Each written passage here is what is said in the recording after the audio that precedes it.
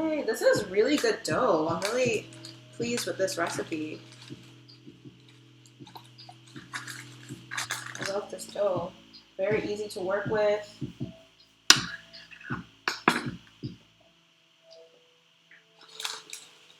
I am using a recipe by Ambitious Kitchen, and in her recipe she recommended using bread flour. I didn't use bread flour, but I did use unbleached all-purpose flour,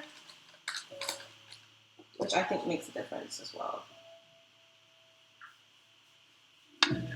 And definitely I can feel it in the softness of the dough here.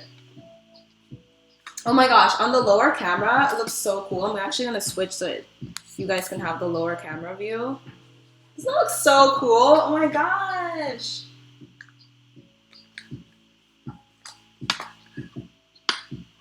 Yay.